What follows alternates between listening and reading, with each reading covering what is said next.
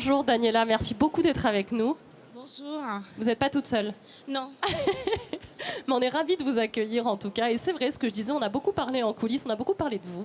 Parce que vous avez un parcours impressionnant, en fait, tout simplement. C'est vrai que des femmes dans ce milieu-là, il n'y en a pas beaucoup. Est-ce que vous pouvez nous en dire un peu plus, le milieu de la tech, ce milieu de l'ingénierie? Vous faites un peu figure d'exception quand même. Est-ce que vous pouvez nous raconter d'où vous venez? J'ai un parcours effectivement scientifique, parce que j'ai un doctorat en mécanique et nanotechnologie. C'est vrai qu'il n'y a pas beaucoup de femmes qui se lancent dans ce parcours. Et ensuite, j'ai baigné dans le monde de l'entrepreneuriat, de la tech, des nouvelles technologies. Quand la tech, c'est tout ce qui est nouvelles technologies, l'adaptive learning, l'apprentissage personnalisé, tout ce qui est un peu lié avec à l'association entre l'IA et l'apprentissage. Donc c'est un peu le milieu dans lequel je baigne depuis un certain temps. Comment, quand vous étiez petite fille, je me dis, c'était déjà des sujets qui vous intéressaient, la technologie, les mathématiques, l'ingénierie? Comment c'est venu à vous? Je pense que petite, au lycée, j'étais plutôt brave en mathématiques. Et je ne savais pas trop quelle voie il fallait suivre, comme toute fille de lycée qui se dit en maths, qu'est-ce que je peux faire? Je voulais être hackeuse. C'était c'était ce que je souhaitais faire. Je voulais sorte de pirate, quoi. Exactement. Je me disais, je pourrais aller partout, débloquer tout ce que je veux. Ok. Et effectivement, j'ai fait des études également en administration réseau sécurité, même si je n'ai pas poussé plus loin. Donc c'était un peu mon rêve, ce que je souhaitais faire. Alors, tu viens de province. Oui. Et très tôt, je crois, il y a une prise de conscience aussi qu'il y a une inégalité de traitement entre les étudiants de Paris et ceux de la province. Oui, exactement, parce que je me rendais compte très vite que quand on était en province, les étudiants étaient enseignantes en école d'ingénieur, les élèves se sentaient inférieurs par rapport à ceux qui étaient dans les écoles parisiennes. Et j'étais très choquée parce que je trouvais qu'ils n'étaient pas moins intelligents que ces étudiants-là. C'est souvent le cas d'ailleurs dans les grandes écoles en général, hein, pas que dans l'ingénierie, mais toutes les écoles d'élite. C'est vrai que souvent on a tendance à dire faites des prépas parisiennes.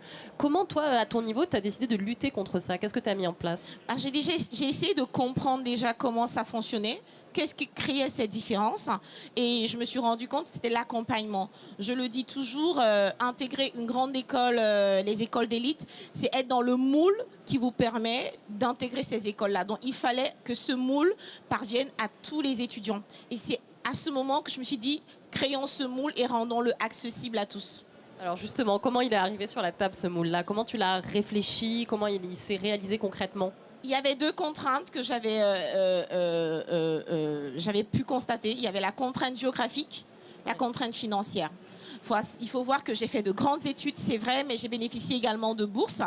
Donc pour moi, c'était important de relier non seulement la présence en fait des étudiants, la connexion entre les étudiants et ce que j'apporte, mais également leur donner accès à pouvoir suivre ces cours. Donc le distanciel. Ouais.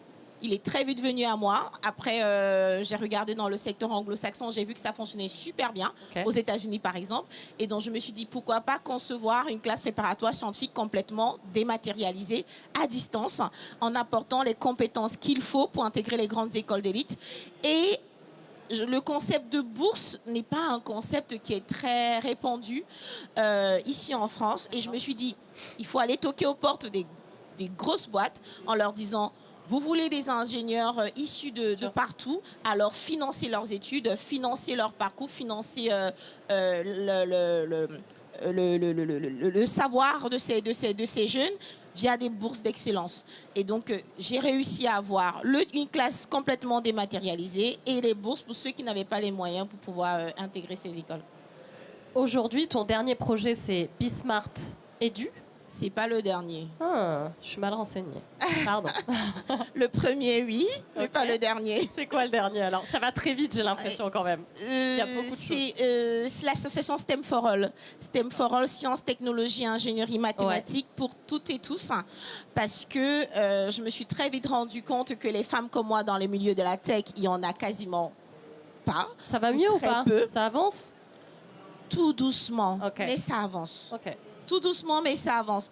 Et donc, il était important de sensibiliser les jeunes filles, mais également d'aider les femmes qui sont déjà dans ces carrières à exceller, à franchir le plafond de verre, pouvoir en fait prendre des postes à direction, ce qui n'est pas encore beaucoup le cas. Et tu ne fais pas que le dire, puisqu'en 2020, tu as créé les Olympiades féminines de mathématiques pour les lycéennes. Oui. Parce que quand on regardait les chiffres en fait des Olympiades de maths en France, il y avait dans le tableau des meilleurs, on ne voyait pas de jeunes filles. Pourtant, les chiffres montrent que les femmes sont plus fortes en maths que les hommes. Mais pourquoi elles ne sont pas dans ces championnats? Parce qu'elles ne se sentent pas concernées. Quand elles regardent, il n'y a que des mecs, elles ne sentent pas le besoin d'aller compétir. Et donc, je me suis dit, et si on créait des Olympiades féminines de mathématiques? On en a déjà fait 4 saisons. Okay. Et à la fin du mois d'octobre, on lance la 5e saison. Et il y avait les filles. Les filles, elles étaient présentes et elles étaient juste incroyablement contentes. Et comment ça se passe là? Ça se passe dans les écoles? Elles peuvent s'inscrire aux Olympiades? Encore, c'est quelque chose de spécial qu'on a mis en place. Ouais. On a décidé de faire un championnat 100% dématérialisé. D'accord. Pour pouvoir créer en fait une connexion entre les filles de la métropole et les filles des Outre-mer. Donc c'est un championnat qui se fait en 2 phases. La première phase, c'est une phase éliminatoire où elles peuvent composer depuis leur lycée. Par contre, la deuxième phase, c'est en groupe. Donc on prend les finalistes et on répartit en groupe de 3 filles. Elles ne se connaissent pas. Elles ont 2 semaines pour se connaître. Okay. 2 semaines pour apprendre qui fait quoi, qui est bonne en quoi. Et lors de la saison finale, la session finale, elles doivent rédiger une épreuve de 4h30 ensemble et remettre une seule copie. Donc c'est de l'intelligence collective. Et ça pousse les jeunes filles à comprendre qu'elles ne sont pas seules, qu'il y a d'autres jeunes filles qui sont aussi braves qu'elles et qui ont envie de faire les mêmes choses qu'elles, et ça les motive à pouvoir continuer dans ces filières-là.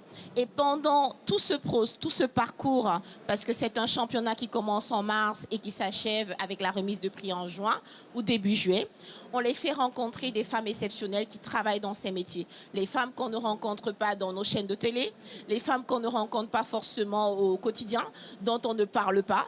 Et nous, on leur dit, ben, regardez, il y a des femmes qui ont fait ce que vous souhaitez faire et qui réussissent et qui gagnent bien leur vie. Ben voilà, nous aussi, on fait ça sur le plateau de l'Ampli. Oui, exactement. Merci beaucoup, Daniela. En tout cas, vous pouvez l'applaudir parce que c'est assez spectaculaire, je vous l'avais dit. Dernière petite question, parce que normalement, j'ai plus le temps, mais j'en avais quand même envie.